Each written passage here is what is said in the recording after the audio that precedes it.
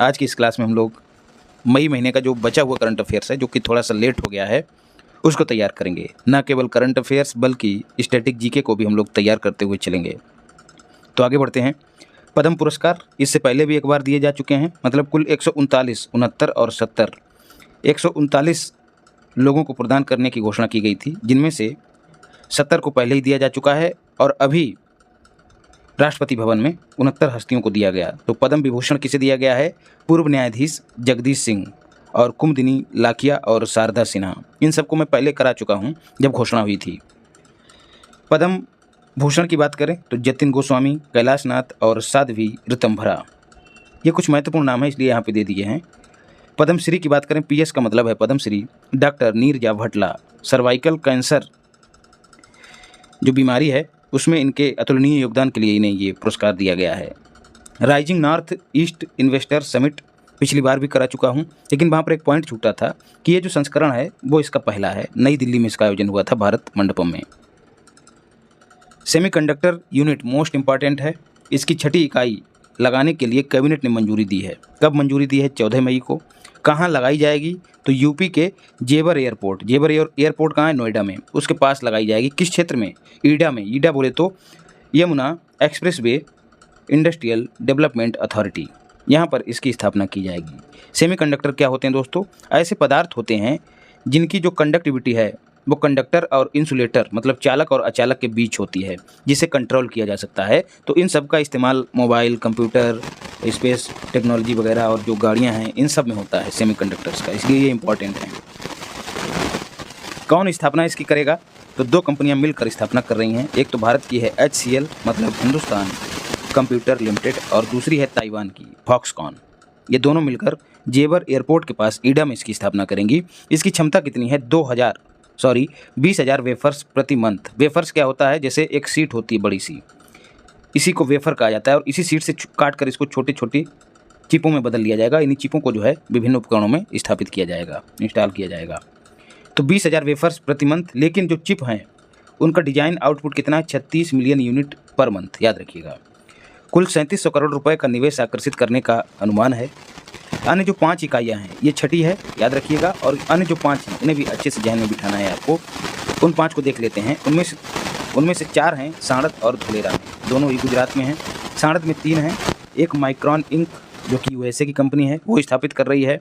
साणद में ही 1 unit Japan और Thailand मिलकर स्थापित कर रहे हैं, और साणद में ही तीसरी यूनिट जो भारतीय कंपनी है काइंस सेमीकॉन प्राइवेट लिमिटेड, वो स्थापित कर रही है। तो साणद में जो कि गुजरात में है, कुल 3 यूनिटें जो हैं वो स्थापित की जा रही हैं। चौथी गुजरात के धुलेरा में स्थापित की जा रही है, जो कि पहली AI समर्थित यूनिट है, सेमीकंडक्टर यूनिट। इसको कौन स्थापित कर रहा है? तो टाटा की जो कंपनी है TEPL, Tata electronics private limited, और ताइवान की पावर चिप कॉर्प, दोनों मिलकर स्थापित कर रही हैं। अगली जो 5वीं है वो मोरीगांव, कहाँ? असम में, उसकी स्थापना की जा रही है। किसके द्वारा? TSET के द्वारा, मतलब Tata semiconductor assembly and test private limited. तो असम के मोरीगांव में स्थापित की जा रही है। तो कुल ये 5 हो गई हैं। इनके बाद 6ठी कहाँ स्थापित होगी? यूपी के नोएडा में।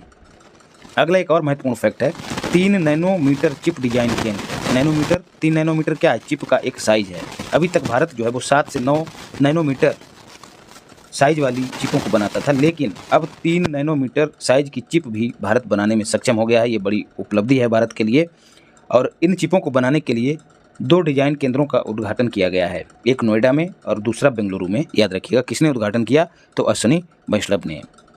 सेमीकॉन इंडिया प्रोग्राम के तहत ये सारे काम हो रहे हैं, जो कि 2011 में कैबिनेट के द्वारा मंजूर हुआ था, 76,000 करोड़ रुपए की लागत के साथ। और इस प्रोग्राम का कार्यान्वयन जो है वो इंडिया सेमीकंडक्टर मिशन के द्वारा किया जा रहा है, ISM के द्वारा। भारत ने क्या किसी के साथ समझौता भी किया है? तो USA के साथ MOU पर हस्ताक्षर हुए थे। USA ने ये समझौता, जो उसका एक्ट है चिप्स एक्ट 2022, उसके आधार पर भारत के साथ किया है। क्या कोई और देश है जिसके साथ भारत ने सेमीकंडक्टर के क्षेत्र में काम करने के लिए समझौता किया है? तो सिंगापुर है, उसको हम लोग आगे पढ़ेंगे। सेमीकंडक्टर बहुत इंपॉर्टेंट है दोस्त, इसको अच्छे से तैयार कर लेना। न्यूजीलैंड की बात करें तो भारत की तरह ही, जैसे मैं बेफ्स आपको पहले पढ़ा चुका हूँ, भारत की तरह ही बेफ्स समिट का आयोजन किया जाएगा। तो भारत और न्यूजीलैंड के बीच MOU, मेमोरेंडम ऑफ अंडरस्टैंडिंग, कभी कभी इसकी फुल फॉर्म भी पूछ ली जाती है, उस पर हस्ताक्षर किए गए हैं। एमएसपी की बात करें तो इसकी फुल फॉर्म भी याद रखना, आपको भ्रमित करने के लिए कुछ भी दे देगा। फुल फॉर्म है मिनिमम सपोर्ट प्राइस। अब भ्रमित करने के लिए दे दिया जाएगा मिनिमम सपोर्टेड प्राइस, तो भ्रमित मत होइएगा। मिनिमम सपोर्ट प्राइस इसकी फुल फॉर्म होती है। ये किसानों को दी गई एक तरह की गारंटी होती है। गारंटी का मतलब कानूनी रूप से नहीं, कह दिया कि तुम फसल बोने से पहले ही 2 बार इसकी घोषणा की जाती है। रबी के लिए अलग से की जाती है और खरीफ के लिए अलग से की जाती है। तो फसल की बुआई से पहले ही निर्धारित कर दिया जाता है कि मान लिया गेहूँ है, गेहूँ की बुआई से पहले सरकार कह देगी कि इसकी कीमत जो है, इसका एमएसपी X रुपये है।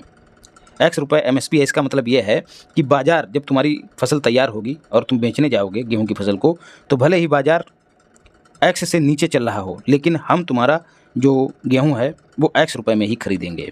हालांकि ऐसी कोई गारंटी नहीं है, जिसको लेकर प्रदर्शन भी होते रहते हैं। एमएसपी को जारी कौन करता है, प्रायः पूछ लिया जाता है। तो सीएसीपी की सिफारिश पर आर्थिक मामलों की मंत्रिमंडलीय समिति। अब इसका अध्यक्ष कौन होता है, तो वित्त मंत्री नहीं होते हैं, भटकिएगा मत, फंसिएगा मत। अध्यक्षता जो है इसके पीएम करते हैं, इसके अध्यक्ष पीएम होते हैं।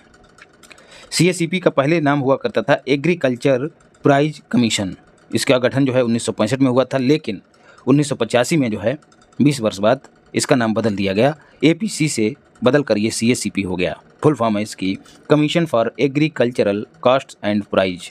अभी चर्चा में क्यों है, क्योंकि खरीफ मतलब धान वगैरह की जो फसलें हैं, धान बाजरा वगैरह, उसके लिए 14 फसलों के एमएसपी की घोषणा की गई है।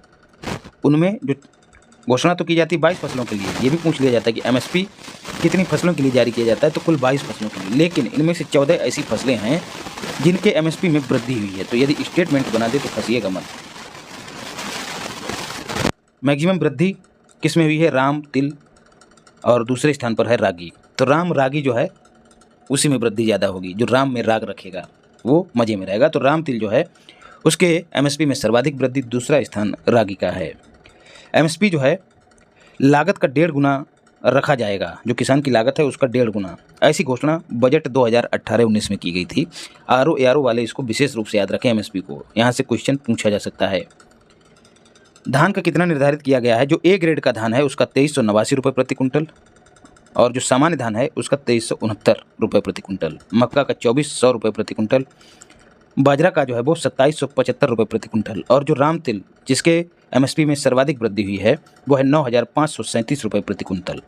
कास्ट के आधार पर बताया गया है कि कास्ट के ऊपर किसान की मान लिया लागत आई है 10 रुपये, तो उसके ऊपर 50% जो है उसको फ़ायदा मिलना चाहिए। 10 और इसका 50% कितना हो जाएगा 10 रुपये का, तो 15 रुपये। तो एमएसपी जो है वो 15 रुपये कम से कम होना चाहिए, ऐसा सरकार का बनाया हुआ प्रावधान है। तो कास्ट के ऊपर 50% मिनिमम मार्जिन का प्रावधान जो है वो रखा गया है। अब आपको बताना है कि क्या गन्ना भी एमएसपी में शामिल होता है, और यदि गन्ना शामिल नहीं होता है तो गन्ना के लिए कौन सा ऐसा मूल्य जारी किया जाता है, उसका नाम क्या है, प्राय पूछ लिया जाता है। वीर सावरकर की बात करें तो इनकी जयंती 28 मई को मनाई जाती है। 28 मई को ही प्रधानमंत्री मोदी जी ने जो सेंट्रल विस्टा प्रोजेक्ट है, जो नया संसद भवन है, उसका उद्घाटन किया था। अब किस वर्ष किया था ये आप लोग बताइएगा। प्रधानमंत्री ने श्रद्धांजलि दी है। इनका पूरा नाम विनायक दामोदर सावरकर था। जन्म इनका नासिक में हुआ था।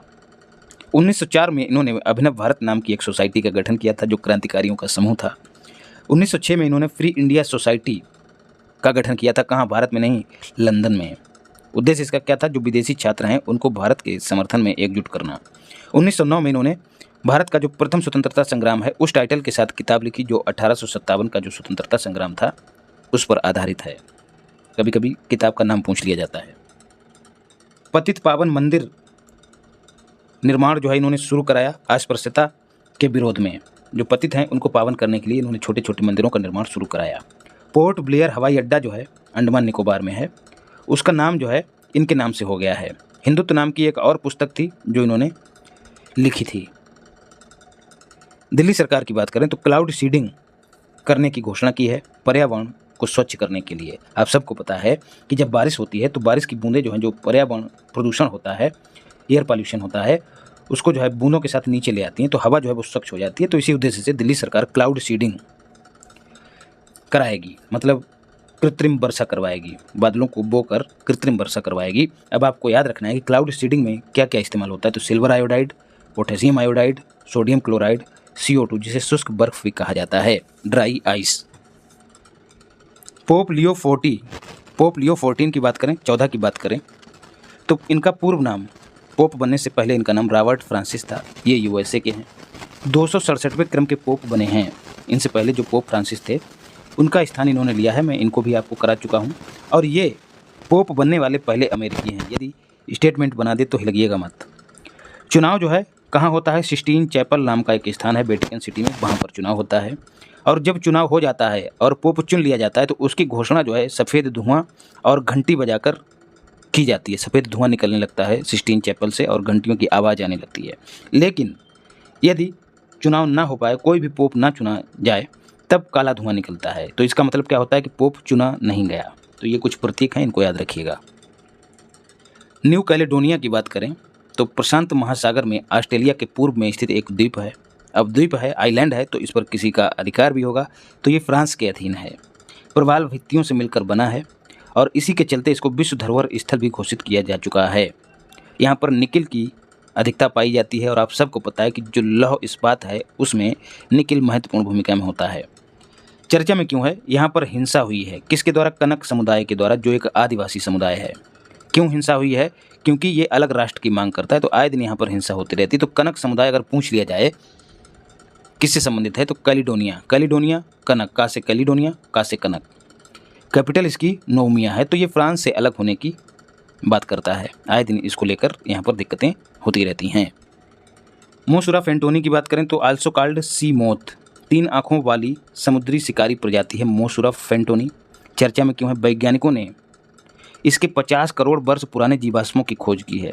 किस देश के वैज्ञानिकों ने खोज की है? तो कनाडा के वैज्ञानिकों ने। संशोधित ब्याज छूट योजना मोस्ट इंपॉर्टेंट है। अगर आप किसान हैं और आप केसीसी लेते हैं, किसान क्रेडिट कार्ड के तहत लोन लेते हैं, तो आपके लिए बहुत इंपॉर्टेंट है। संशोधित ब्याज छूट योजना को इंग्लिश में मॉडिफाइड इंटरेस्ट सबवेंशन स्कीम कहा जाता है।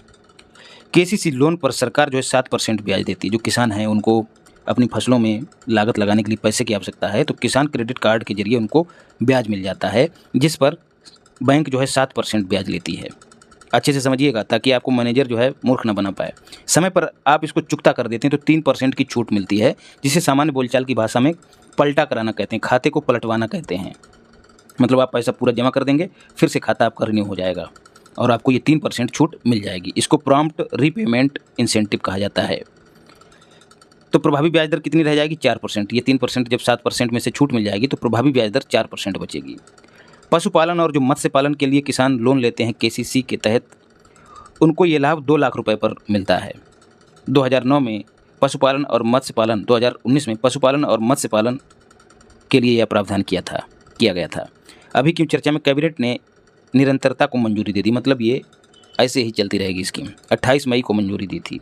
किसान क्रेडिट कार्ड की बात करें तो 2 लाख रुपए तक का लोन कोलेटरल फ्री, मतलब बिना किसी गारंटी के भी मिल जाता है इसके तहत। बैंकों को भी कोई लाभ होता है तो बैंकों को सरकार की ओर से 1.5% छूट मिलती है ब्याज में। किसानों को कितनी मिलती? 3%, याद रखिएगा। किसान क्रेडिट कार्ड स्कीम कब लाई गई थी? तो 1998 में लाई गई थी। ये क्वेश्चन भी खूब पूछा जाता है। उम्मीद करता हूँ आपको समझ में आया होगा।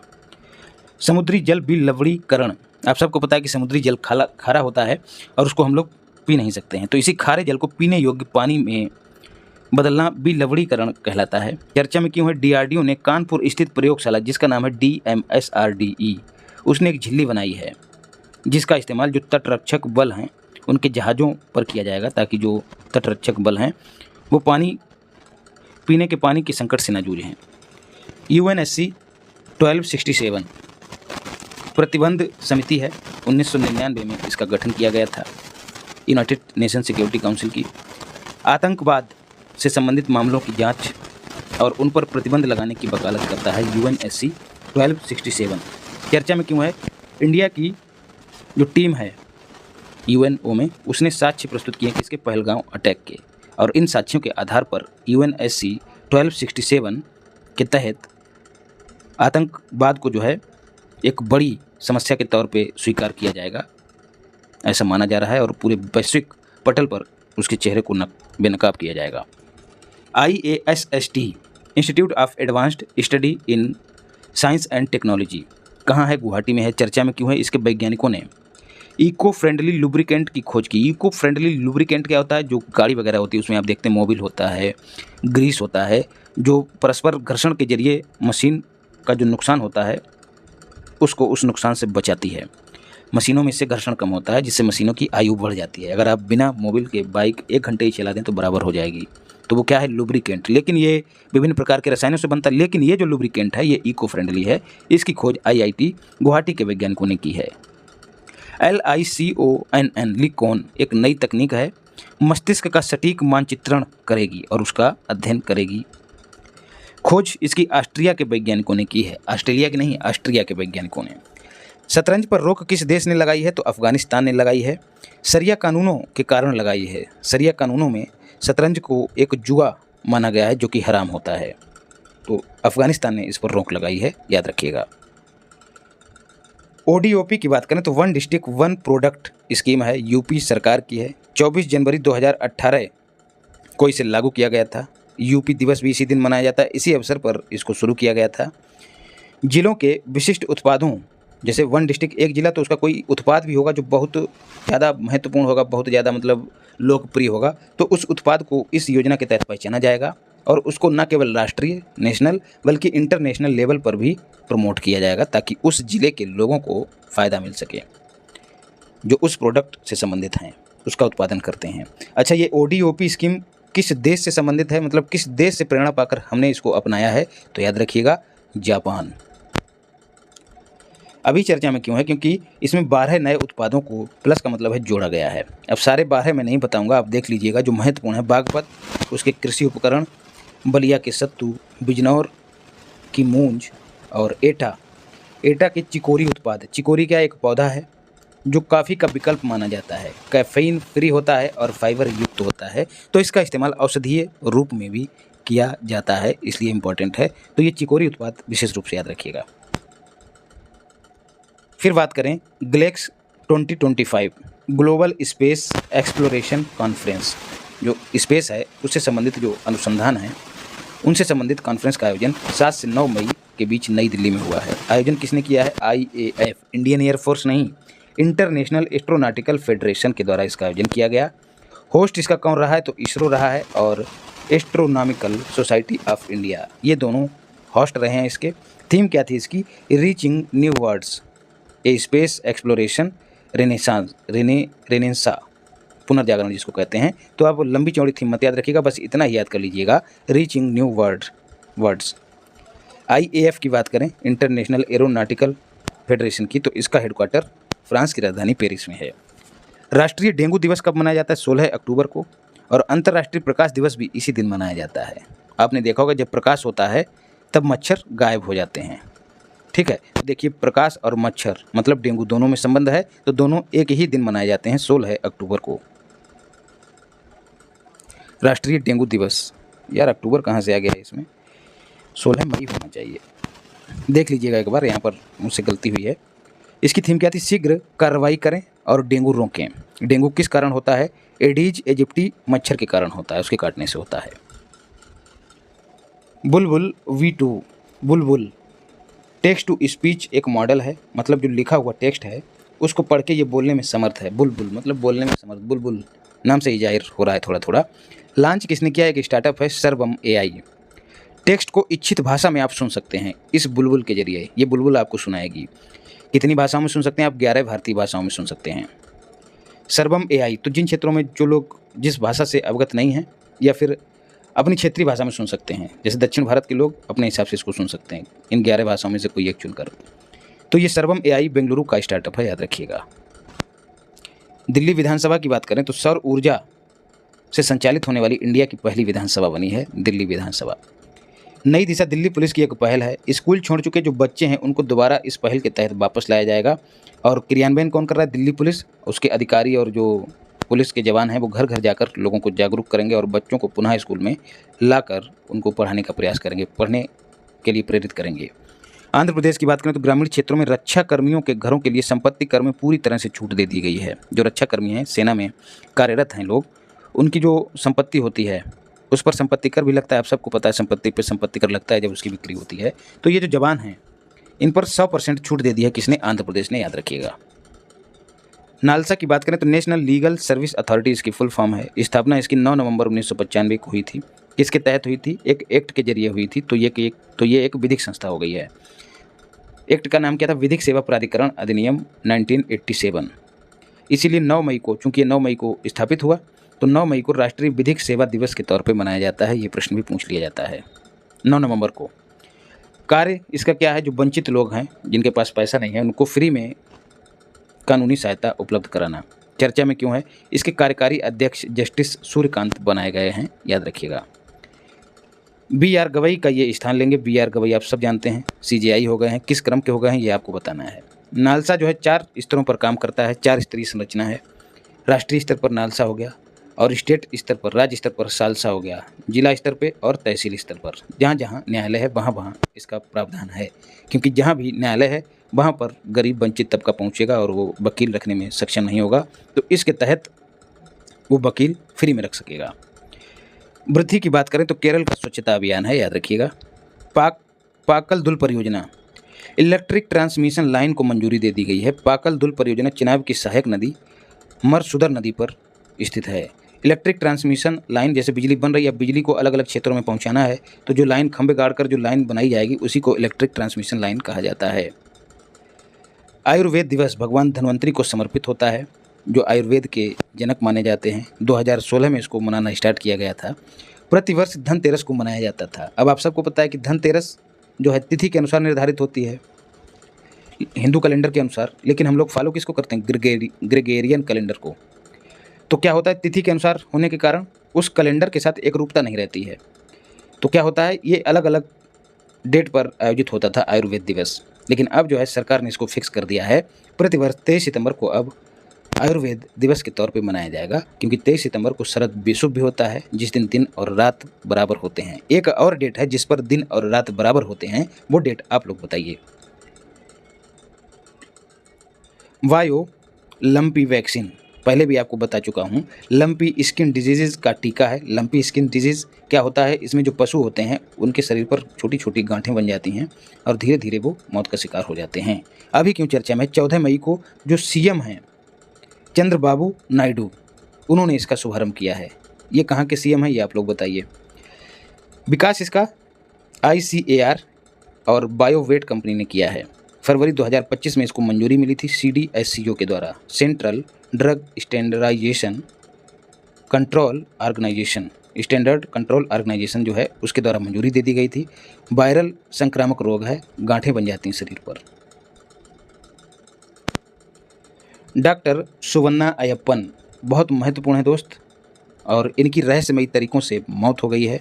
वैज्ञानिक थे, कर्नाटका के थे। नीली क्रांति का इनको जनक माना जाता है, इसलिए मोस्ट इंपॉर्टेंट हो जाते हैं। अब आपको बताना है कि नीली क्रांति का संबंध किस क्षेत्र से है।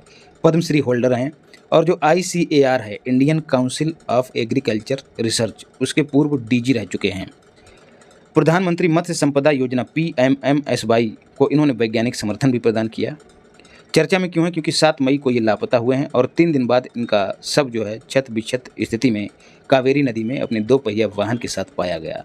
अब जो है CBI जांच की मांग हो रही है। तो कर्नाटका के हैं। क्या कारण हो सकते हैं कि ये वैज्ञानिक जो है इस स्थिति में पाया गया? क्या कारण हो सकते हैं इनकी मौत के पीछे? क्या कोई डेटा था जिसे कोई और हथियाना चाहता था? क्या इनके पास कोई ऐसा प्लान था जो भविष्य में देश की दिशा बदल सकता था? कई कारण हो सकते हैं। आपको क्या लगता है कमेंट बॉक्स में बताइएगा।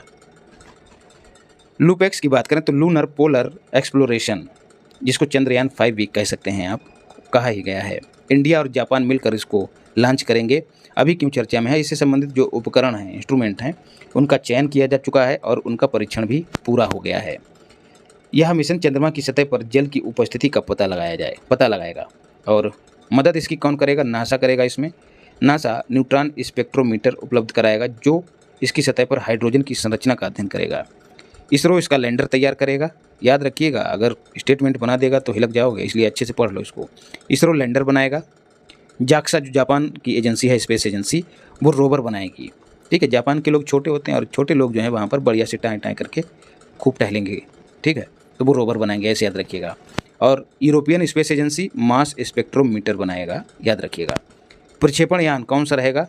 H3 रॉकेट 2027-28 में इसको प्रक्षेपित किया जाएगा। तो ये तो बात हो गई है चंद्रयान 5 की, लेकिन चंद्रयान 4 भी अभी तक लॉन्च नहीं किया है। ये 2027 में प्रस्तावित है। ये वापसी नमूना मिशन है, याद रखिएगा। मतलब चंद्रयान 4 वहाँ जाएगा और वहाँ से मिट्टी वगैरह के नमूने लेकर धरती पे आएगा। ब्लाटेन की बात करें तो स्विट्जरलैंड का एक गांव है, लोचेंटल घाटी में अवस्थित है। चर्चा में क्यों है? यहाँ पर एक वर्च ग्लेशियर था, वो टूट गया है, जिसके चलते ये 90% नष्ट हो गया। ये गांव उसके मलबे में दब गया। हालांकि कोई हताहत नहीं हुआ क्योंकि सरकार ने पहले ही लोगों को यहाँ से निकाल लिया था। ऑपरेशन शील्ड की बात करें, नाम से ही जाहिर है, शील्ड मतलब एक तरह का कवच। नागरिक सुरक्षा अभ्यास है, भारत सरकार द्वारा 31 मई को आयोजित किया गया। सीमावर्ती क्षेत्रों में, जो पाकिस्तान की सीमा के साथ लगने वाले राज्य हैं, उनमें चलाया गया। World food prize 2025 most important है। खाद्य और कृषि क्षेत्र में जो विशेष योगदान होता है उसके लिए दिया जाता है। प्रदाता कौन है? World food programme foundation. अभी चर्चा में क्यों है? मारियांगेला हुंगरिया, जो कि ब्राज़ील की हैं, उन्हें यह पुरस्कार दिया गया है। काहे के लिए? उर्वरक निर्भरता कम करने के लिए और टिकाऊ कृषि को बढ़ावा देने के लिए ये पुरस्कार दिया गया है। बायोलॉजिकल नाइट्रोजन, उन्होंने ये काम किसके चलते किया? बायोलॉजिकल नाइट्रोजन के चलते। उसके फिक्सेशन टेक्निक की इन्होंने खोज की है, स्थिरीकरण की खोज की है, जो बायोलॉजिकल नाइट्रोजन है उसकी, इसीलिए इनको यह सम्मान दिया गया है। और इसके चलते ब्राज़ील को लाभ भी हुआ है, जिसके चलते ब्राज़ील जो है वो सोयाबीन उत्पादकों में अग्रणी है। ऑपरेशन शील्ड की बात करें तो हमने कर ही लिया है इसको। बात करें एशियन एथलेटिक्स चैंपियनशिप 2025 की, किस क्रम की है? 26वें क्रम की है। 25वें क्रम कौन सा? 26वां। 27 से 31 मई के बीच आयोजन हुआ है। गुमा कहाँ है? साउथ कोरिया, वहाँ पर आयोजन हुआ है। चाइना पहले स्थान पर रहा है, इंडिया दूसरे स्थान पर रहा है, यही याद रखिएगा। जापान भी याद रखिएगा, तीसरे स्थान पर रहा है। इंडिया के पदक भी याद रखिएगा, ठीक है। 25 में आयोजन हुआ है, 26 भी है, लेकिन पदक कितने जीते हैं? 24 में 8 गोल्ड, 10 सिल्वर और 6 ब्रॉन्ज हैं। विश्व तंबाकू निषेध दिवस 31 मई को मनाया जाता है WHO के द्वारा, और इसकी थीम क्या थी? चाहे जो हो, बस आप ये 3-4 शब्द याद रखिएगा। अनमास्किंग दी अपील, अच्छे से इसको रच्चा बसा लीजिएगा। रक्षा तकनीकों का परीक्षण, अगली पीढ़ी की तकनीकों का परीक्षण किया गया है। कहाँ पर? पोखरण रेंज कहाँ है? राजस्थान। बवीना फील्ड झांसी यूपी में है। किया जाएगा दोस्तों रक्षा तकनीकों का परीक्षण। जोशीमठ जो कि उत्तराखंड में है, आगरा यूपी में है, और गोपालपुर ओडिशा के गंजाम में है।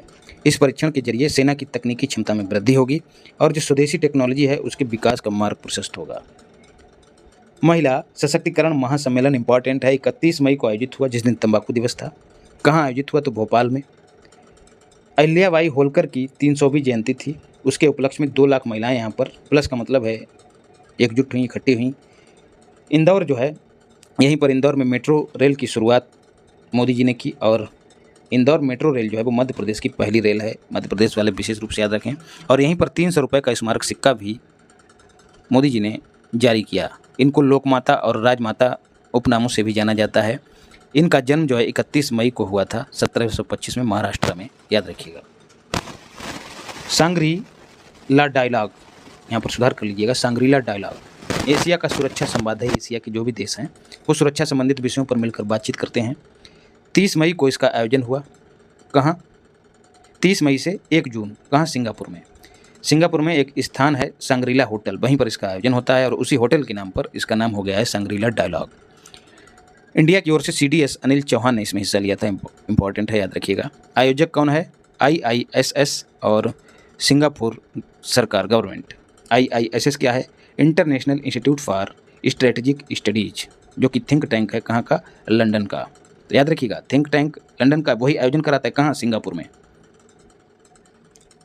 ऑपरेशन स्पाइडर वेब यूक्रेन द्वारा चलाया गया। रसिया के एयरबेस पर हमला किया गया और उसके जो बड़े बड़े जहाज़ थे, न्यूक्लियर बॉम्बर्स, वो नष्ट कर दिए गए हैं।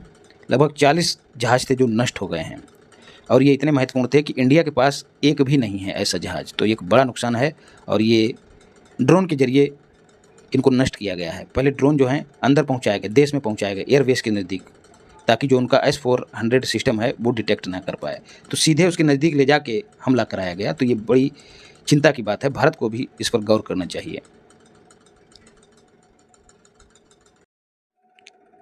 Harbans Chawla BRICS chamber of commerce and industry, BRICS CCI जिसको कहते हैं, उसका इन्हें नया चेयरमैन नियुक्त किया गया है। इससे ब्रिक्स देशों के बीच आर्थिक सहयोग को बढ़ावा मिलेगा। विश्व दूरसंचार दिवस, B का मतलब विश्व और D का मतलब दिवस, 17 मई को मनाया जाता है। MoSPI ministry of statistics and programme implementation जिसको कहते हैं, उसने मेल और फीमेल पर आधारित एक रिपोर्ट जारी की जिसमें कहा गया है कि जो फीमेल्स यानी कि महिलाएं हैं, महिला बैंक खाते भारत में कितने हो गए 40%, और जो भारत का टोटल डिपॉजिट टोटल जमा है उसमें योगदान भी महिलाओं का 40% है। दोनों ही आंकड़े 40% हैं, याद रखिएगा। कहा गया है कि LFPR labour force participation rate जिसको कहते हैं वो 49.8% था 2017-18 में, वो अब बढ़कर 23-24 में 60% हो गया। ये फैक्ट भी विशेष रूप से याद रखिएगा।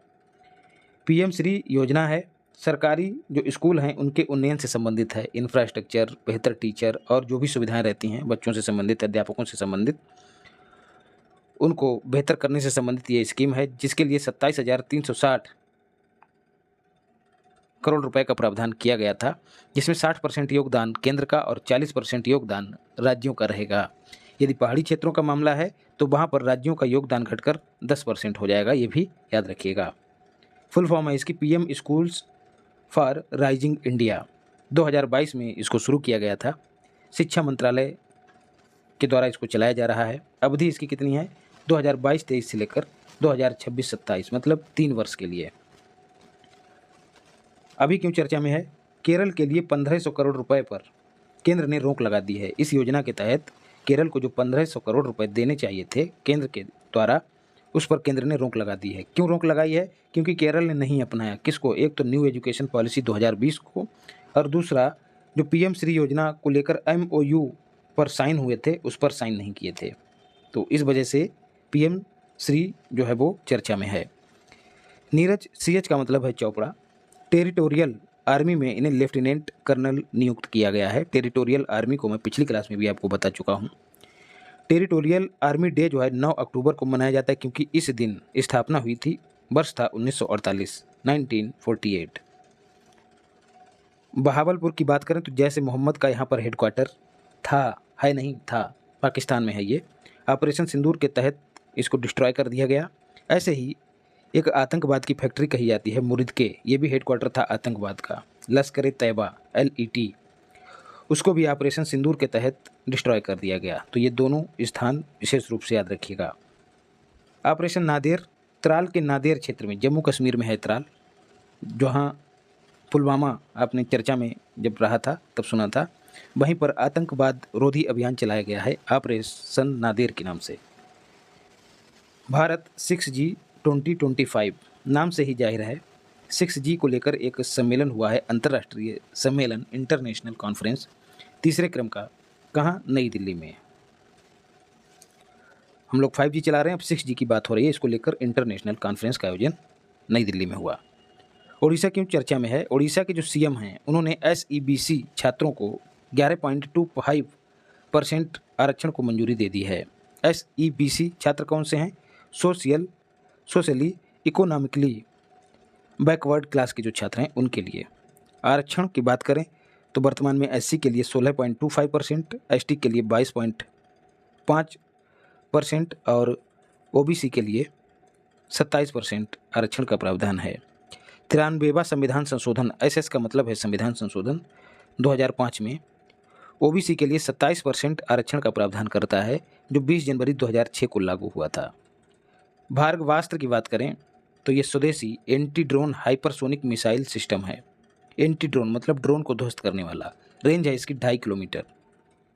अभी क्यों चर्चा में है, क्योंकि इसका सफल परीक्षण किया गया। इसका नाम जो है भगवान परशुराम का जो शस्त्र था उससे प्रेरित है, और ये C4I टेक्नोलॉजी पर काम करता है। इसमें C का मतलब है कमांड, दूसरे C का मतलब है कंट्रोल, तीसरे C का मतलब है कम्युनिकेशंस और चौथे C का मतलब है कंप्यूटर, और जो I है उसका मतलब है इंटेलिजेंस। फेमटो लसिक एक सुविधा है, दिल्ली कैंट का जो सेना का अस्पताल है वहाँ पर इसको शुरू किया गया है। इसमें चश्मे की निर्भरता कम करने के लिए काम किया जाता है। एक टेक्नोलॉजी है लेजर टेक्नोलॉजी, जिससे आँख का इलाज किया जाता है और चश्मा छुड़वाया जाता है। श्री हरि LR ये पूरा नाम है, इंडिया के 86वें ग्रैंड मास्टर बने हैं। ग्रैंड मास्टर किस में बनते हैं, शतरंज में। पहला ग्रैंड मास्टर कौन था, विश्वनाथन आनंद, 1988 में बने थे। पापुआ न्यू गिनी क्यों चर्चा में है, जंगली पोलियो वायरस का यहाँ पर मामला देखा गया था WHO ने इसकी घोषणा की। इंडिया की बात करें तो इंडिया 2011 में अंतिम मामला यहाँ पर दर्ज किया गया था पोलियो का, और 2014 में पोलियो मुक्त हो गया है। तो पापुआ न्यू गिनी में जंगली पोलियो वायरस का मामला दर्ज किया गया है, याद रखिएगा। येदागिर गुट्टा भगवान नरसिंह देव का मंदिर है, तेलंगाना में है। क्यों चर्चा में है? आप सबको मैंने पिछली क्लास में बताया था कि जो हैदराबाद है वहाँ पर मिस वर्ल्ड प्रतियोगिता का आयोजन हो रहा है। तो जो मिस वर्ल्ड के जो प्रतियोगी थे उन्होंने इस मंदिर का दौरा किया। राष्ट्रीय आतंकवाद विरोधी दिवस कब मनाया जाता है? 21 मई को, क्योंकि 21 मई 1991 को राजीव गांधी पर हमला हुआ था और इनका निधन हो गया था। तो उनकी पुण्यतिथि भी इसी दिन मनाई जाती है और इसी उपलक्ष्य में 21 मई को राष्ट्रीय आतंकवाद विरोधी दिवस घोषित किया गया है। पुष्कर कुंभ मेला, ये प्रयागराज वाला मेला नहीं है। 15 मई से 26 मई के बीच आयोजित हुआ। केशव प्रयाग कहाँ है? ये उत्तराखंड में। उद्घाटन इसका वहाँ के जो सीएम हैं पुष्कर धामी। तो नाम भी मेले का है पुष्कर कुंभ, और उद्घाटन किसने किया? पुष्कर ने ही किया है। जो अलकनंदा और सरस्वती नदियाँ हैं उन दोनों के संगम पर ये मेला लगता है, याद रखिएगा। DRC democratic Republic of Congo अफ्रीकी देश है। फीफा ने फुटबॉल फेडरेशन से प्रतिबंध हटाया। यहाँ का जो फुटबॉल फेडरेशन था उस पर फीफा ने बैन लगा दिया था और अब जो है उसको हटा दिया है। इस वजह से DRC चर्चा में है। लासा बुखार नाइजीरिया में लोग इससे प्रभावित हुए हैं। नाइजीरिया जैसा कि नाम से ही जाहिर है, नाइजीरिया मतलब नजरिया। नजरिया किसका होता है? नज़रों का। और नज़रें सर्वाधिक कहाँ हैं? नाइजीरिया में। और सर्वाधिक नज़रें कहाँ होंगी? जहाँ पॉपुलेशन अधिक होगी। तो मैक्सिमम पॉपुलेशन वाला देश है अफ्रीका का नाइजीरिया। अब आपको बताना है सर्वाधिक क्षेत्रफल, मैक्सिमम एरिया वाला अफ्रीकी देश कौन सा है। कई बार आपको बताया है। लासा फीवर वायरल फीवर है और चूहों की एक प्रजाति है मास्टोमिस, उसके संपर्क से फैलता है। याला ग्लेशियर खूब चर्चा में है। नेपाल का है, हिंदुकुश हिमालय में पाया जाता है, मतलब हिंदुकुश हिमालय में अवस्थित था। ग्लोबल वार्मिंग के प्रभाव के चलते इसको मृत घोषित कर दिया गया है। ये 50 वर्षों में 66% अपना द्रव्यमान खो दिया था और ये तीसरा मृत ग्लेशियर है, डेड ग्लेशियर है। अब सवाल बनता है दो अन्य कौन से हैं? तो एक है ओके ग्लेशियर, ये अब ओके हो गया है। कहाँ का ग्लेशियर था? आइसलैंड का। और दूसरा है अयोलोको ग्लेशियर, ये मैक्सिको का था। हिंदुकुश हिमालय, इसको तीसरा ध्रुव भी कहा जाता है, अफगानिस्तान से लेकर म्यांमार तक फैला है। राजों की बावली मतलब एक ऐसी जन संरचना जहाँ राजा आते थे, अपना विहार करते थे। तो दिल्ली के महरौली पुरातत्व उद्यान में स्थित है। अभी चर्चा में क्यों है? ASI archaeological survey of India और TCS फाउंडेशन और इसके साथ ही बर्ड मोनूमेंट्स फंड इंडिया, तीनों ने मिलकर इसके संरक्षण का कार्य पूरा किया है। बर्ड मोनूमेंट्स फंड, उसका हेडक्वार्टर न्यूयॉर्क में है। राजस्थान, यहाँ की सरकार ने 16 स्थायी लोक अदालतों को गैर कार्यात्मक घोषित कर दिया है, नॉन फंक्शनल। इनका गठन लीगल सर्विसेज अथॉरिटी एक्ट 1987 के द्वारा किया जाता है और वहाँ का जो हाई कोर्ट है उसने सरकार के इस फैसले की आलोचना की है। साराप चू एक क्षेत्र है। इस क्षेत्र को हिमाचल प्रदेश ने संरक्षण रिजर्व घोषित कर दिया है। हिमाचल प्रदेश का ये 5वां संरक्षण रिजर्व है, कंजर्वेशन रिजर्व, और ये इंडिया का सबसे बड़ा कंजर्वेशन रिजर्व है और ये स्पीति घाटी में है। स्पीति घाटी कहाँ है? हिमाचल प्रदेश में। कुल्लू मनाली भी वहीं पर है। One nation one heartbeat एक अभियान है, संस्कृति मंत्रालय द्वारा चलाया जा रहा है। वीरों को श्रद्धांजलि देने के लिए 100 दिवसीय अभियान है। One nation one heartbeat, जब डीजे जो है तेज आवाज़ के साथ चलता है तो हार्ट बीट बढ़ जाती है। तो ऐसा ही कुछ इसमें भी हो रहा है। जो ऐतिहासिक स्मारक हैं उन पर तिरंगे की आभा को रोशन किया जाएगा, मतलब गाजे बाजे के साथ तिरंगा दिखाया जाएगा। यूपी में कौन सा ऐसा स्थल है जिसको तिरंगे से दिखाया जाएगा?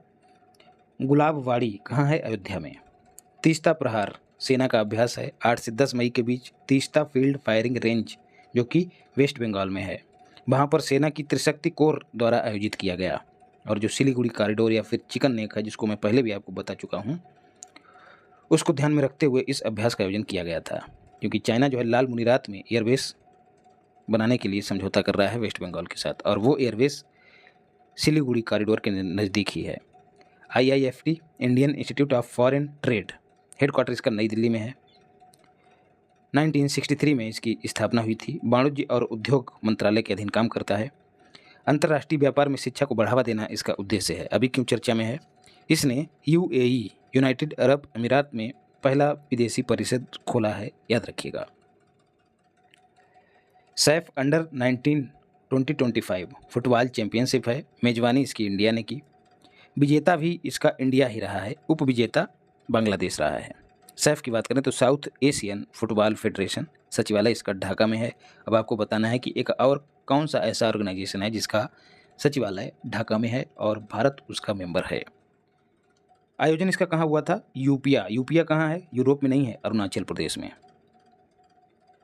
आईआईटी जोधपुर की बात करें तो जल में आर्सेनिक प्रदूषण की जांच के लिए इसने एक सेंसर का विकास किया है। E0 FIR पुलिस स्टेशन जो FIR अधिकार क्षेत्र से बाहर की दर्ज करे, ऐसा पुलिस स्टेशन जो अपने अधिकार क्षेत्र से बाहर की FIR को दर्ज करे तो उस FIR को 0 FIR कहा जाता है। शुरुआत इसकी बर्मा समिति की सिफारिशों पर की गई थी। E0 FIR I4C ने इसको स्टार्ट किया है साइबर क्राइम के संदर्भ में। ई का मतलब यहाँ पर इंटरनेट से है। तो एक 0 FIR सामान्य से FIR होती है। अगर आप जिस क्षेत्र में रहते हैं उस क्षेत्र का थाना उस FIR को दर्ज नहीं करता है तो उस FIR को यदि आप दूसरे क्षेत्र के थाने में दर्ज कराते हैं तो उस FIR को वो दूसरा थाना 0 FIR के नाम से दर्ज करता है। तो ये साइबर क्राइम के संदर्भ में जो FIR है उसको FIR कहा गया है, E0 FIR। I4C की बात करें तो मिनिस्ट्री ऑफ होम अफेयर्स के अधीन काम करता है। Indian cyber crime coordination centre इसकी फुल फॉर्म है। I4 का मतलब 4 बार I है, मतलब 1 बार I और 4 बार C, इंडियन, और 4 बार C मतलब cyber crime coordination centre. Lakkundi Kalyana Chalukya धरोहर कर्नाटक सरकार ने यूनेस्को की जो टेंटेटिव लिस्ट है जिसको संभावित सूची कहा जाता है उसमें शामिल किया है। लकुंडी है क्या? एक गांव है जो कल्याण या फिर पश्चिमी चालुक्य जो वंश था उसकी स्थापत्य कला से संबंधित है। तो कर्नाटक में है ये लकुंडी धरोहर। मरीनो ग्लेशियर अर्जेंटीना में है। विशाल भूखंड इसका टूट गया, इस वजह से चर्चा में है। Merino glacier. अंतर्राष्ट्रीय जैव विविधता दिवस खूब पूछा जाता है। 22 मई को मनाया जाता है क्योंकि 22 मई 1992 को UNCVD, united nation conservation of biological diversity, उसको united nation convention on biological diversity, इसको 22 मई 1992 को अपनाया गया था। उंगा ने वर्ष 2000 में इस दिवस की घोषणा की थी, यूनाइटेड नेशन जनरल असेंबली। इस बार इसकी थीम है harmony with nature and sustainable development. अच्छे से दिमाग में रचा बसा लेना क्योंकि खूब पूछा जाता है अंतर्राष्ट्रीय जैव विविधता दिवस। एशियाई शेरों की गणना हुई है, 16वें क्रम की हुई है। पर्यावरण, वन और जलवायु परिवर्तन मंत्रालय PB&JPM, इसके साथ ही गुजरात वन विभाग, इन दोनों ने मिलकर इस गणना को अंजाम दिया है। 2020 में जहां एशियाई शेरों की संख्या 674 हुआ करती थी उसमें 32% का इजाफा हुआ है, अब वो बढ़कर 891 हो गई है। एशियाई शेर जो हैं एकमात्र और केवल गिर नेशनल पार्क में ही पाए जाते हैं। गिर नेशनल पार्क जो कि गुजरात में है। IUCN ने इसे इंडेंजर्ड कैटेगरी में रखा है और वन्य जीव संरक्षण एक्ट 1972 की जो शेड्यूल 1 है उसमें इसे शामिल किया गया है। ये किसका परिणाम है? तो प्रोजेक्ट लाइन का परिणाम है जिसकी घोषणा 15 अगस्त 2020 को प्रधानमंत्री ने की थी। प्रोजेक्ट लाइन शेरों के संरक्षण से संबंधित है। और कौन सा शेर? एशियाटिक शेर। इसका वैज्ञानिक नाम पैंथेरा लियो पर्सिका है, ये भी याद रखिएगा। कंपटीशन कमीशन ऑफ इंडिया, गठन इसका हुआ था कंपटीशन एक्ट 2002 के तहत अक्टूबर 2003 में। न्यायिक दर्जा इसे 20 मई 2009 को दिया गया। 16वें वार्षिक दिवस सम्मेलन का नेतृत्व जो है निर्मला सीतारमण ने किया है नई दिल्ली में, इस वजह से ये चर्चा में रहा है। तो गठन इसका 2003 में हुआ था लेकिन न्यायिक दर्जा 20 मई को मिला, तो इसीलिए 20 मई को वार्षिक दिवस मनाया जाता है। तो इस बार ये 16वें क्रम का था जिसका नेतृत्व निर्मला सीतारमण ने किया है। ग्रेल मिशन नासा का चंद्रमा मिशन है, 2011 में लॉन्च किया गया था। चर्चा में क्यों है? क्योंकि चंद्रमा की जो सरफेस है, सतह और जो आंतरिक संरचना है उसके कुछ साक्ष्य लेकर ये लौटा है ग्रेल मिशन। खेलो इंडिया बीच गेम्स, बीच मतलब बीच पर जो समुद्र तट है उस पर होने वाले गेम्स। दीव जो दमन दीव का एक जिला है उसके घोगला बीच पर आयोजन हुआ। मनसुख मांडविया ने उद्घाटन किया। 19 से 24 मई के बीच आयोजित हुआ। ये पहला संस्करण था। मैस्कॉट या फिर शुभंकर इसका पर्ल था। पर्ल एक डॉल्फिन है, उसका नाम है। पहला स्थान मणिपुर ने हासिल किया है। नॉर्थ ईस्ट का है राज्य, इसलिए इंपॉर्टेंट हो जाता है। पहला स्थान मणिपुर ने हासिल किया है। यूपी को 15वां स्थान हासिल हुआ है। अब देखिए कौन सा राज्य जो है इन खेलों में पहले नंबर पे आया है जिसका समुद्र तट से दूर दूर तक लेना देना नहीं है। INSB कॉडिन ने, इंपॉर्टेंट है, प्राचीन जहाज निर्माण कला जो हुआ करती थी, कपड़ा वगैरह लकड़ी वगैरह इन सब को सिल के, जिसको कहते हैं जोड़ गांठ करके जो जहाज बनाया जाता था, कश्ती बनाई जाती थी, उसी कला उसी शैली से इसका निर्माण किया गया है जिसको सिला हुआ जहाज कहा जाता है। निर्माण इसका किसने किया है? संस्कृति मंत्रालय और केरल कारीगर दोनों ने मिलकर किया है। सामग्री क्या रही है? लकड़ी, नारियल, फाइबर, कपड़ा इत्यादि। चर्चा में क्यों है? करवार एक जगह है कर्नाटक में जहाँ पर नौसेना का बेस है, वहाँ पर इसे नौसेना में प्लस का मतलब है शामिल किया गया। इसका एक मिशन भी है कि 2025 के लास्ट में ये गुजरात से ओमान तक की यात्रा करेगा और पूरी दुनिया को दिखाएगा कि भारत की एक धरोहर इस तरह की भी है। कौंडिन्य इसका नाम क्यों रखा गया है? क्योंकि एक प्राचीन भारतीय नाविक था जिसका नाम कौंडिन्य था। ये दक्षिण पूर्व एशिया की यात्रा किया करता था। इस जहाज की प्रेरणा जो है अजंता गुफाओं के जो चित्र हैं उनसे ली गई है, याद रखिएगा। डार्ट मेढक की बात करें तो ये जहरीले मेढक की प्रजाति है, नई प्रजाति है। अमेजन वर्षा वनों में खोज की गई है, मतलब ब्राज़ील के वैज्ञानिकों ने इसकी खोज की है। IIT गुवाहाटी फ्लोरेसेंट सेंसर की खोज की है। इस सेंसर के जरिए जल और जीवित कोशिकाओं में जो साइनाइड जो एक प्रकार का जहर होता है उसकी पहचान करने में मदद मिलेगी। Operation Olivia Indian coastal guard का समुद्री सुरक्षा अभियान है। ओलिव रिडले, इसी ओलिव रिडले का जो ओलिव है उसका नाम ओलिविया रखा गया है। ओलिव से ही ओलिविया को लिया गया है। तो जो ओलिव रिडले कछुए हैं उनके सुरक्षित प्रजनन को बढ़ावा देने के लिए ICG की ओर से इस अभियान को चलाया गया, ऑपरेशन ओलिविया। क्षेत्र है ओडिशा का गहिरमाथा, ऋषिकुल्या और देवी नदी मुख क्षेत्र। यहाँ पर प्रतिवर्ष ओलिव रिडले कछुए जो हैं वो प्रजनन के उद्देश्य से आते हैं और हजारों की तादाद में अंडे देते हैं। ओलिव रिडले जो कछुए हैं उनकी आयु 50 वर्ष होती है और एक बार में 100 से 120 अंडे देते हैं। इन्हें IUCN की वल्नरेबल कैटेगरी में रखा गया है और जो वन्य जीव संरक्षण अधिनियम है उसकी अनुसूची 1 में शामिल किया गया है। ब्रह्मोस NG मतलब नेक्स्ट जनरेशन मिसाइल ही है, उन्नत चरण है ब्रह्मोस का। उसकी रेंज पुरानी वाली की 290 किलोमीटर है, लेकिन जो NG है नेक्स्ट जनरेशन की उसकी रेंज होगी 450 से 800 किलोमीटर। इस पर काम शुरू कर दिया गया है, ये अपने उन्नत चरण में पहुंच गई है। रूस और इंडिया के बीच समझौता हुआ था 1998 में। MOU पर हस्ताक्षर हुए थे ब्रह्मोस मिसाइल के निर्माण को लेकर। तो अभी ब्रह्मोस मिसाइल ने खूब ऑपरेशन सिंदूर में कहर बरपाया पाकिस्तान पर, लेकिन अब जो है नेक्स्ट जनरेशन की जो मिसाइल है वो लगभग कंप्लीट है। अंकिता जो है इंडिया की पहली क्षेत्रीय भाषा वाली न्यूज एंकर है।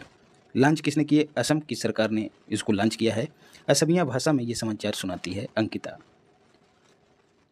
सागर भवन और पोलर भवन गोवा के ध्रुवीय महासागर अनुसंधान केंद्र में जो अर्थ एंड साइंस मंत्री हैं जितेंद्र सिंह, उन्होंने इसका उद्घाटन किया।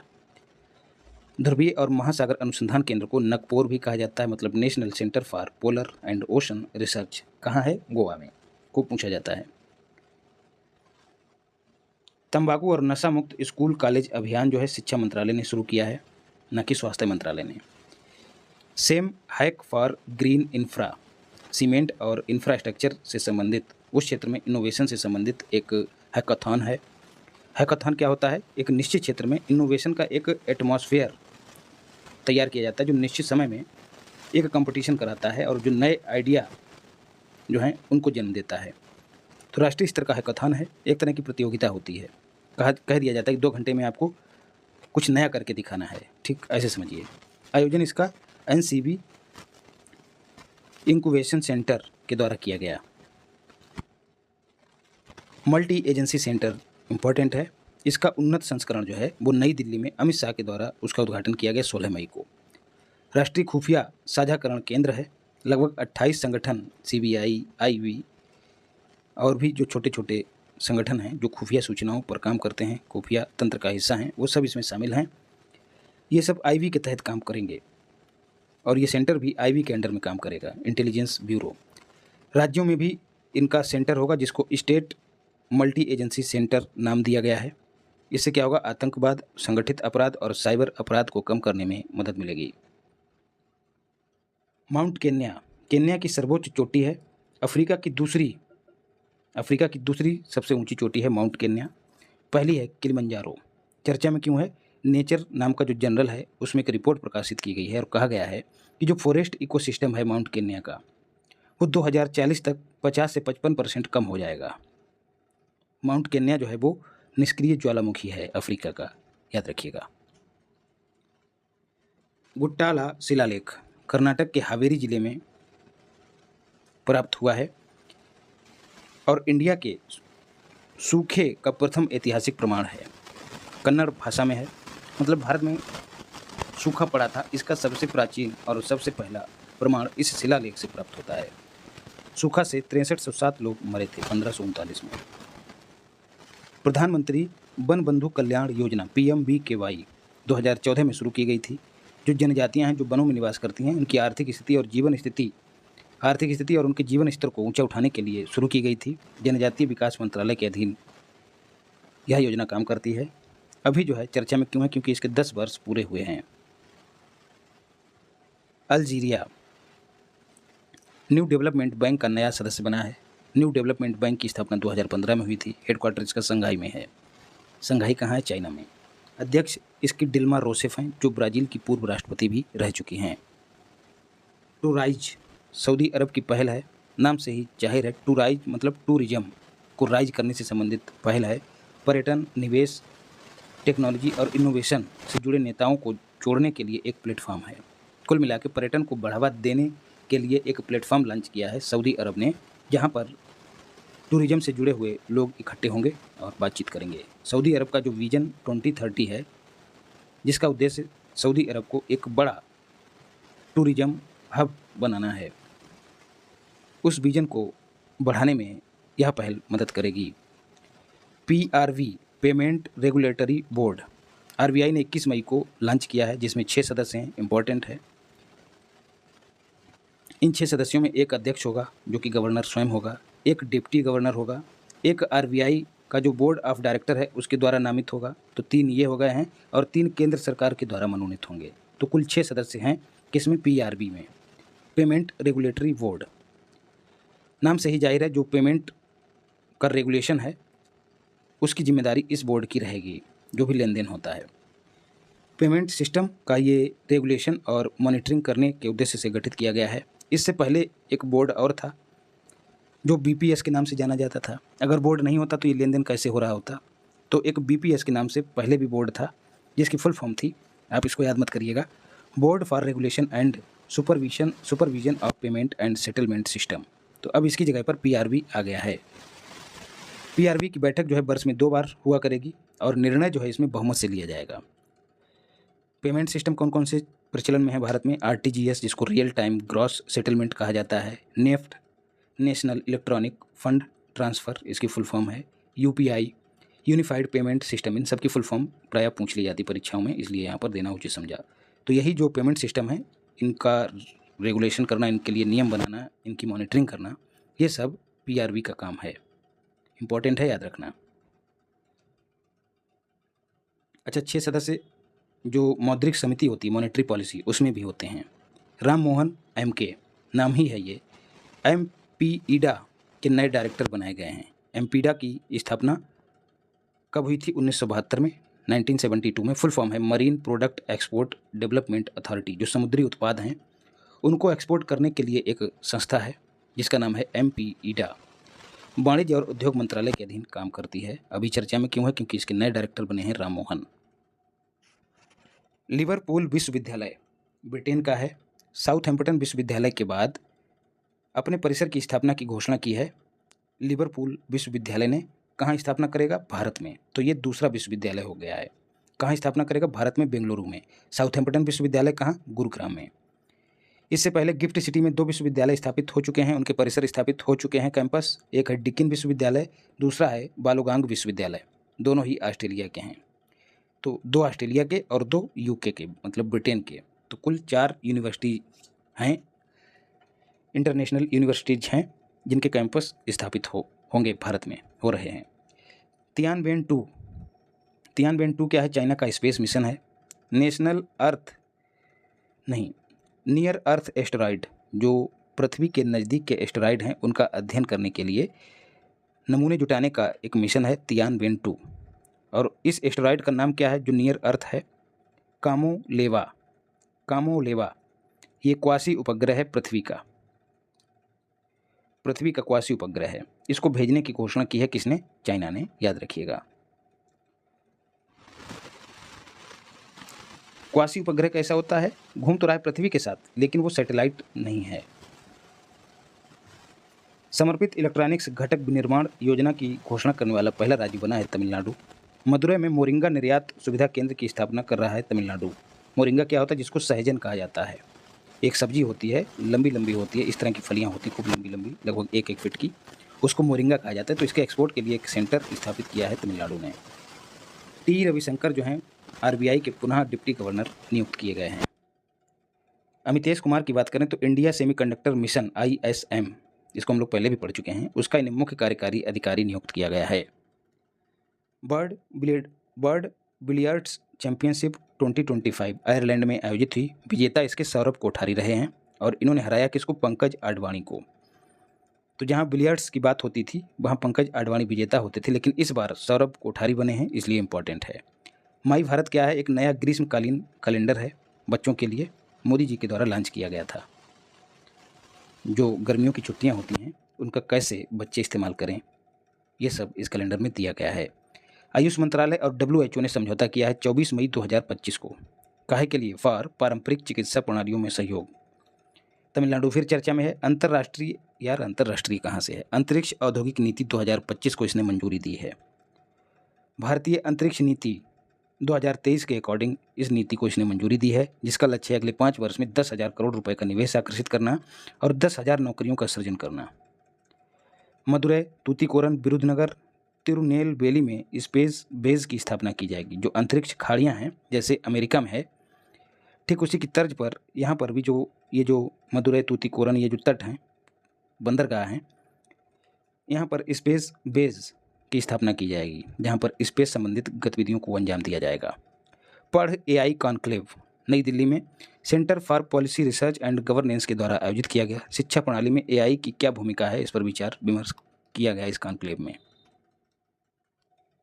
राहवीर योजना मोस्ट इंपॉर्टेंट है, MP सरकार की है। दुर्घटना में प्राथमिक चिकित्सा सहायता प्रदान करने से संबंधित है। जो भी व्यक्ति मरीज को या फिर जो दुर्घटना में घायल हुआ व्यक्ति है उसको अस्पताल लेके पहुंचेगा, उसको 25,000 रुपये प्रदान किए जाएंगे।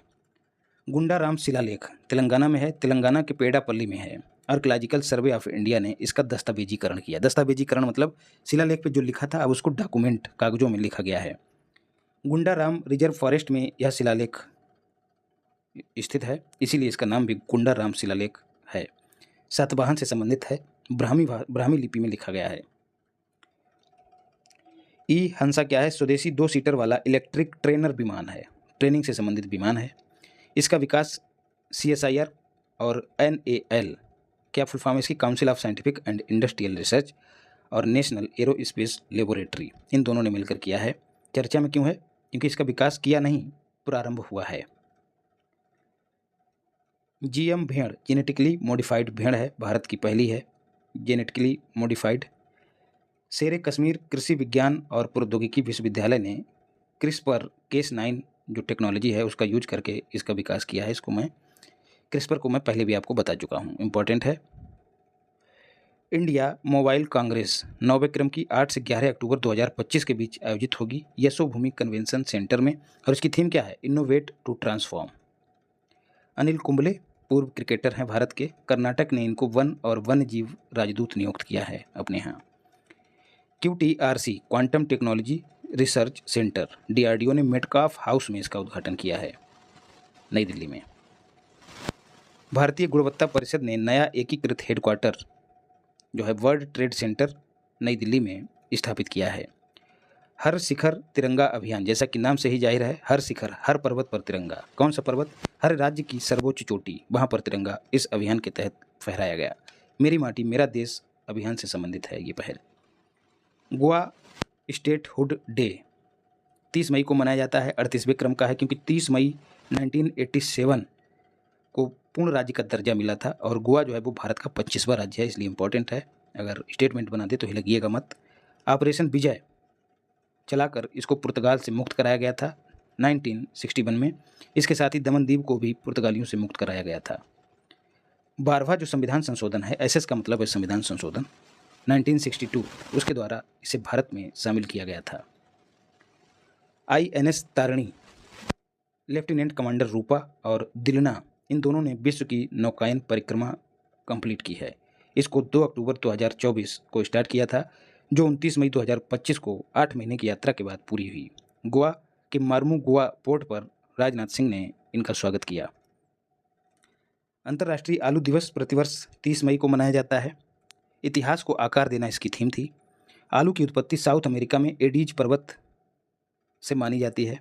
आलू उत्पादन में चाइना पहले स्थान पे, इंडिया दूसरे स्थान पे, और राज्यों की बात करें तो यूपी पहले स्थान पे, वेस्ट बंगाल दूसरे स्थान पे। 15 से 20 डिग्री टेम्परेचर की आवश्यकता होती है और दोमट मिट्टी की आवश्यकता होती है, और आलू एक रबी की फसल है। विश्वनाथ कार्तिकेय 16 वर्षीय हैं। 7 महाद्वीपों की 7 जो ऊंची चोटियां हैं, 7 की 7 इन्होंने फतेह कर लिए हैं। विश्वनाथन कार्तिकेय। विश्व ढोल दिवस, कार्तिकेय जो हैं वो भगवान शिव के पुत्र थे, और भगवान शिव कहाँ थे? पर्वतों पे ही रहते थे, हिमालय पर्वत पे। तो कार्तिकेय ऐसे जोड़ के याद रखिएगा, इन्होंने पर्वत जो हैं वो फतेह कर लिए हैं। शिव का बेटा ही पर्वत फतेह करेगा, ऐसे जोड़ के याद रखना। विश्व ढोल दिवस 28 मई को मनाया जाता है। ये ढोल बजाने वाला नहीं है, ये जंगली कुत्तों या फिर भेड़ियों या फिर सियार की एक मिलीजुली प्रजाति होती है, उन्हीं को समर्पित होता है विश्व ढोल दिवस। Global Indian of the year जो सदगुरु हैं जग्गी वासुदेव, जो कि ईसा फाउंडेशन के संस्थापक हैं, आपने खूब सुना होगा, उनको पर्यावरण संरक्षण के लिए उन्होंने 2 अभियान भी चलाए, सेव सॉइल और कावेरी कॉलिंग, मतलब कावेरी पुकार रही है, कावेरी नदी की बात हो रही है।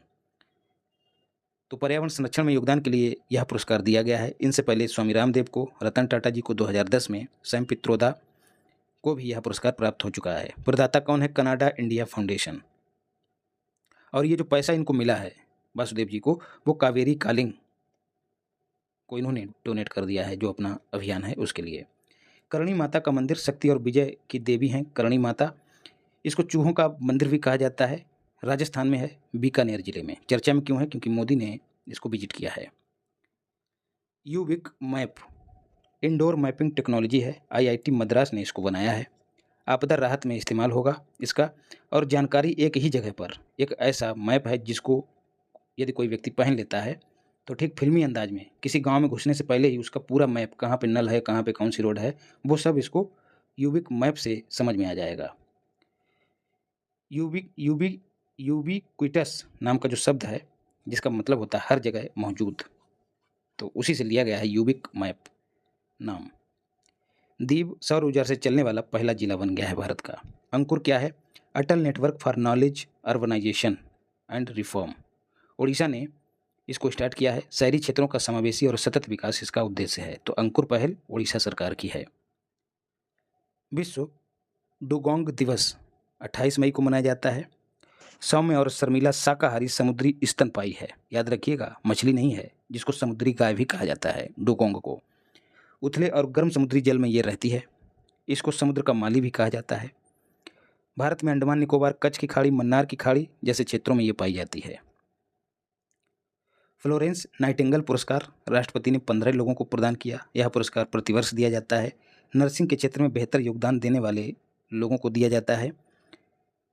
और फ्लोरेंस नाइटिंगेल FN ये इंग्लैंड की थी, और इनको आधुनिक नर्सिंग का संस्थापक भी कहा जाता है। और इन्हें द लेडी विद लैंप भी कहा जाता है। जो क्रीमियाई युद्ध था उसमें जो घायल थे उनकी इन्होंने मदद की थी, उनका इलाज किया था। तो एक लेडी थी जो हाथ में लैंप लिए रहती थी, ऐसे जोड़ के याद रखिएगा, इसलिए इनको द लेडी विद लैंप कहा जाता है।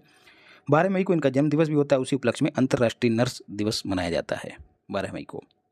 सेमीकंडक्टर IIT खड़गपुर और institute of micro electronics Singapore, इन दोनों के बीच समझौता हुआ है सेमीकंडक्टर के क्षेत्र में मिलकर काम करने के लिए। एशियाई भारत तोलन चैंपियनशिप 2026 का आयोजन अप्रैल 2026 में अहमदाबाद में होगा, ADB मतलब गुजरात में होगा। राज्य आपदा किसे घोषित किया गया है? एक लाइबेरियाई जहाज मैं आपको पहले भी बता चुका हूँ, जिसका नाम था MSC इल्सा 3। उसका मलबा जो है वो फैल गया है समंदर में। ये जहाज डूब गया था, जिसमें कैल्शियम कार्बाइड जैसे घातक पेस्टिसाइड और हाइड्राजीन जैसे पदार्थ थे, जिसका इस्तेमाल रॉकेट ईंधन में किया जाता है। ज्वलनशील पदार्थ है और ये बह के जो है केरल के तट पर पहुंचने लगे थे, तो इसको केरल सरकार ने राज्य आपदा घोषित कर दिया है। अब राज्य आपदा घोषित हो गया है, तो जो राज्य आपदा प्रतिक्रिया कोष है उसका 10% जो है वो पीड़ितों को प्रदान किया जाएगा। ये जहाज जो है बिझिंजम पोर्ट से, जिसका उद्घाटन प्रधानमंत्री ने किया है, कोच्चि को रवाना हुआ था और रास्ते में डूब गया था। तो इस तरह से पूरा कंप्लीट हुआ है। वीडियो अच्छी लगी हो तो लाइक करना, नए हो तो चैनल को सब्सक्राइब करना और PDF के लिए टेलीग्राम चैनल है इसी नाम से, उसको ज्वाइन करना। मिलते हैं अगली क्लास में। धन्यवाद। राधे श्याम।